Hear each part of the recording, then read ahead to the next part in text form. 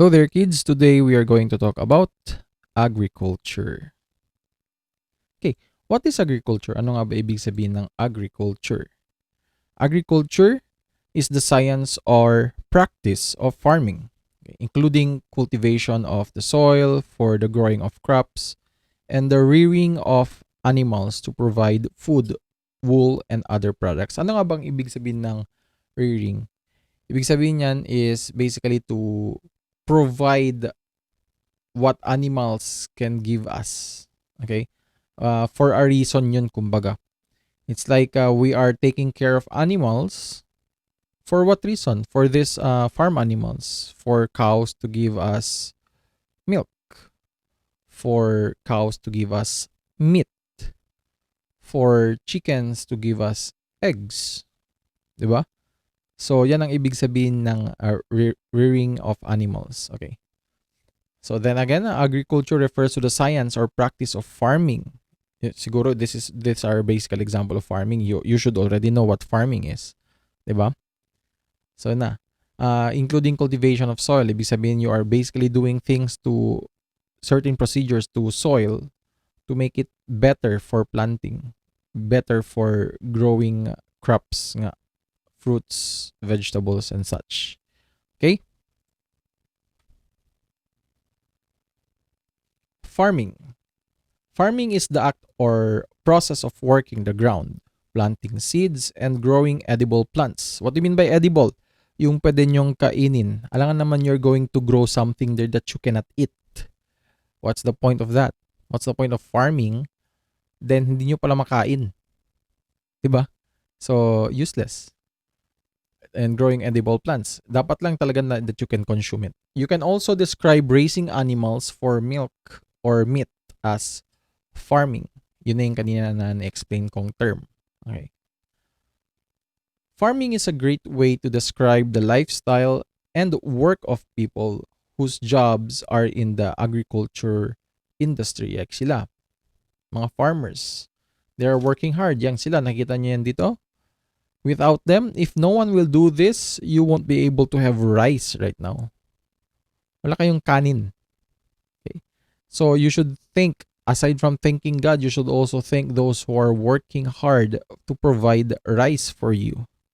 Okay? Walang farmers, walang magpo-produce ng vegetables, fruits for you. What nutritious food will you be eating without farmers, 'di ba? That's why we need high respect for them. Kasi without them, wala kayong pagkain ngayon. Okay? Growing fruits, vegetables, and crops. Growing fruits, vegetables, and crops are important. Kasi nga, like sinabi ko kanina, without growing fruits, vegetables, and food crops, anong kakainin ninyong nutritious food? What will you eat? Diba? Kung may mahilig sa inyo sa fruits like apples, grapes, kung wala, edi what are you going to eat? If you love eating vegetables, then if you won't, no one will be growing those vegetables, then what will you be eating right now? Ano siguro yung favorite nyo? Diba? So, this helps our farmers earn money and provide us nutritious food to eat. Okay? Double purpose yan. Aside from providing us nutritious food, it also helps the farmers. No? Tinutulungan ang farmers to earn money. Like kayo, yung parents nyo, they have their usual job. Yung family members ninyo, ibang other family members, they have their usual jobs to earn money. Yung farmers, they really need to work hard under the heat of the sun para lang makaprovide nutritious food for us and also for them to earn money. Kasi if they will not work, wala silang pera. If they will not work, wala tayong nutritious food. Okay? Farmers spend time to provide us quality vegetables and fruits. Yes, it literally takes days. No, matagal ang process of these farmers just for them to be able to provide us this fruits and vegetables. It doesn't grow like just ngayon lang. If you plant a seed right now, it will grow immediately tomorrow. Some, yes, but not all. Especially with fruits. Especially yung mga fruits kasi syempre once you start planting, it will take years for them to grow trees. then another few months and or even years for them to bear fruits. Matagal. It's not a joke.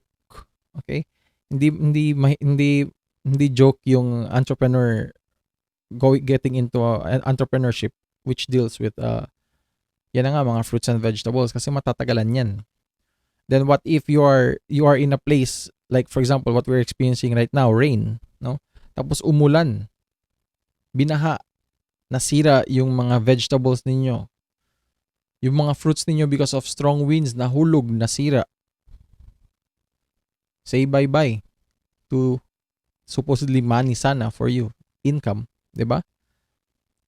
So look at the efforts of the farmers to do that just to earn money and to provide us food. See? Okay. So that's why it's very important. Kasi kung wala, wala tayong food. Wala din silang money. Okay? Basic planting procedure. Okay. So meron tayong one is to clean the area you are planting. You basically need to loosen the area kasi sometimes kasi soil tends to become so hard. It's not good for a young seed. Okay? Especially if growing pa lang. Hindi talaga maganda yan. Okay. Next is to basically add a certain amount of soil. Actually, it depends on what type or what fruit you are planting. Ano yung plants na ipaplant ninyo. It actually depends kasi not all you can just plant them immediately. Hindi pwede. Yung mga typical that you have in your basically right now, baka meron kayong mga mango trees sa likod, banana trees, santol. These are those who na madali lang mag-grow sa certain soil that we have. But if you notice, like for example, strawberry, it will not grow for just like that lang. Like how mango trees grow, papaya as well, ganyan, mga santol. So, depende yan sa soil. That's why it's very important for you to know what you are planting so that you will know what type of soil you're going to use. Okay? 3 is, of course, carefully plant your seeds. Or basically, plant starts in the soil. So, dyan, kailangan nyo ng soil, technically. Pero there are seeds na hindi kailangan ng soil. Okay? Anyway, we'll talk about that later.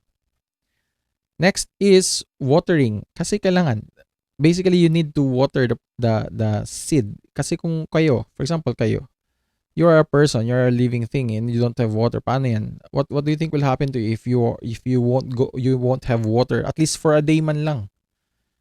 You will be dehydrated. You will feel dizzy. You will experience headaches that will lead to migraine and to vertigo. So it's important for us to drink water talaga. Okay? So anyway, for plants ganun din. They basically need the right amount of water. For example, if you have a pot and then you somehow fill it with water, it doesn't mean that later tonight you're gonna fill it with water again. Iba yung sa kanila, iba tayo.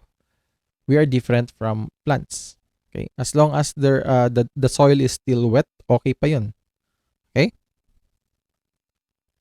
Next is sunlight. Of course, kailangan talaga ng sunlight. Grow your plants in a location so they get the sunlight they need. Kailangan talaga ng proper sunlight. Without sunlight, tingnan natin anong mangyayari. There will be a chance that the plant will not grow properly. Okay? Next is climate. Kasi not all types of fruits will grow here in the Philippines. So make sure that the plants that you're growing, make certain your plants grow well in climate you live in. So like what I've said earlier, not all types of fruits will grow dito sa atin sa Philippines. Especially yung sa mga malalamig na area, 'di ba? So there are fruits na hindi talaga mag-grow dito sa Philippines. So syempre, we are here in the Philippines, so majority of the people should know what type of plants or fruits, fruit-bearing trees, vegetables that you should be able to plant dito sa atin in our climate. Next is ito naman, optional lang naman to. Depende naman to sa, this actually depends. If the area is full of pests, it depends. Okay. So controlling garden pests is important but only use an organic pest control. Anong ibig sabihin ng organic pest control? Ibig sabihin yan so that if you will eat it, you will not get poisoned. Kasi if you're going to use the usual pest that you have, yung mga for pest control like Baygon, if you're gonna make use of that to kill bugs doon, edi pati yung plants nyo will also die. Okay? You don't want that to happen. One is you're taking care of the plants. Second is of course you. Kasi kayo yung kakain. Especially if it's vegetables. Okay? 8 is mulching. Add mulch to the soil to improve soil moisture, fertility, and health of soil. Actually, ito depende. This is also optional. That's the same in number 7. Mulching is a certain, parang layer yan siya of a certain material na nilalagay natin on top para siyang leftover, something like that, but not food, of course, parang sa, let's say, sa wood. Then, nilalagay nyo yan on top to preserve moist doon sa soil so that it will not easily get dried up, especially ngayon sa heat of the sun. Iba yung heat of the sun lately. Okay? And of course, lastly is harvest. Harvesting your fruits and veggies is exciting for your family and especially, okay, well, kayo, wala pa kayong kids, of course. So, this basically refers to the final product, the hard work. After certain days, certain number of months, probably years, if we're talking about fruit-bearing trees, matatagalan kasi talaga yan. Pero vegetables usually medyo mabilis compared to fruits. Okay? So, ganun lang. That's basically the importance of why we need to plant resources. Especially kayo, sa likod nyo. If you have a vacant lot, why not start planting vegetables? Yung mga vegetables na kinakain nyo. Si Teacher Mark, for now, I have, meron akong spring onions and chilies dyan sa backyard ko. So sana kayo rin because I'm a fan of making use of ingredients for cooking, especially yung spring onions na yan. So ganun lang. So anyway, we have a project for week 12 which is next week. So I want you to prepare the following. Prepare 2 empty 1.5 liter bottles. Okay, please do not disappoint me this time. I already gave you the chance nung first quarter. Most of you don't submit your projects, especially yung mga syempre ICT tayo, computer related. You have not emailed me your files. Most of you did, pero some of you did not. Okay? Okay na yun, maintindihan ko yun. Pero baka ito naman, this is very easy to provide. Okay? Prepare 2 empty 1.5 liter bottles. Next. Kindly inform your parents about this. Okay? Prepare a used face towel that you won't be using anymore. As much as possible lang. Prepare a used face towel that you won't be using anymore. And next is mango seeds. Yung green. Color green. Okay? I-repeat ko. Green mango seeds. That's worth roughly around 5 to 10 pesos. Marami na yan siya. Kung pwede 5 pesos lang, okay na yan. Okay. Then again, prepare 2 empty 1.5 liter bottles. Prepare a used face towel that you won't be using anymore. And again, 5 to 10 pesos worth of mango seeds. Kakaunti lang naman yung kailangan natin. Not that much. Okay. Anong gagawin natin? We are basically going to plant mango seeds. Sprouted mango. From mango seeds to a sprouted mango. So, I hope that after that, you will be able to, you will eat it after. Ask your parents to cook it for you. Sana nga. Diba? That would be better. It's not mandatory. I will not force you to. Okay? Pero maganda sana yun as a documentation. You're going to take pictures of you planting. Ganyan. And take pictures of progress as well. Day 1, day 2, day 3, parang ganyan. Okay? And most importantly, please do not do the activity in advance. Okay, wait for my instructions next week to allow simultaneous progress. Anong ibig sabihin yan? Kasi it will be very obvious naman. Hindi pa certain time tapos na, nag-harvest na kayo. Most of your classmates will just start pa lang tapos kayo tapos na. Pangit naman kung ganun. 'Di ba? It's not nice. So as much as possible kung pwede, don't be in a hurry to do the project. Okay? You should wait for my instructions. Anyway, we can start by Monday next week. I will upload the video on Monday. So that will be your activity for the entire week. I hope by the end, then the following week, tingnan natin what we can do. Harvest it na and cook it kung pwede. Okay? So anyway, so that's basically it for this week. If you have any questions, just message me na lang. Okay?